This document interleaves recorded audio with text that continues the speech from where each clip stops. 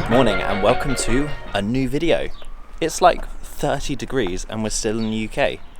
It's bizarre, but here we are. It's amazing. I'm loving it. But one thing that's not amazing is what happened to that car last night.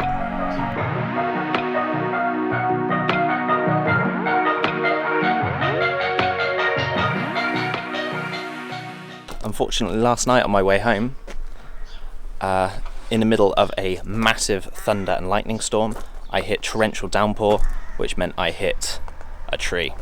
Surprisingly, the car actually came out really well, considering it wasn't a very big tree, it was just very long and lots of branches. So as you can see here, it's not looking too good, but it could have been way worse. This was a fir tree that hit me.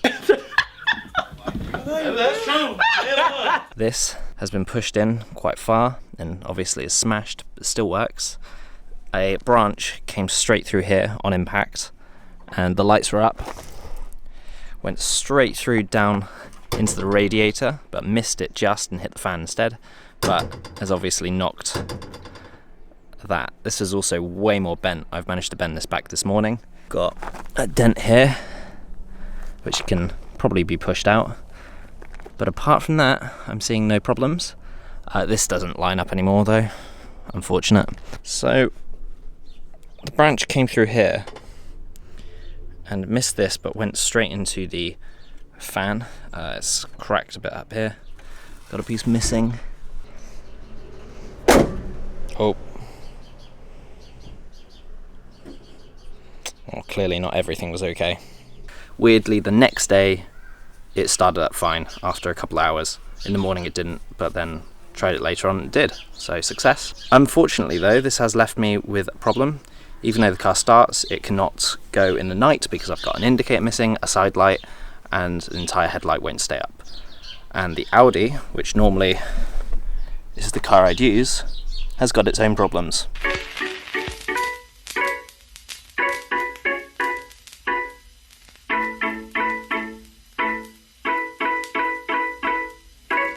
I've done a couple videos on this car. It's kind of my daily. At the moment, it is not a daily. It is broken. It's a project again. Because I have a fail on my MOT. I have 3 in fact. If you don't know, an MOT is a legal requirement to have a car on the road. 4 major defects on mine. This is what it looks like. I'm just going to go through them. Suspension arm pin or bush excessively worn. Suspension arm ball joint excessively worn, near side front. Suspension arm ball joint excessively worn, offside front. And hydraulic brake caliper leaking near side rear. This is the suspension / wishbone. And this is the wishbone bush, suspension bush, and ball joint. This is completely corroded. This is starting to crack from the inside. These are 2 of the problems, which I just fixed by getting a new one. Now, that was fine until the other one had to be changed. This one came out almost fine.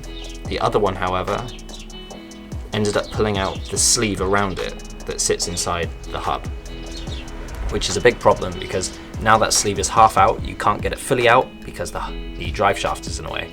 You can't seat it properly because it's on the car. To get it off the car, you need to take the drive shaft off, and to seat it, you need to take the drive shaft off.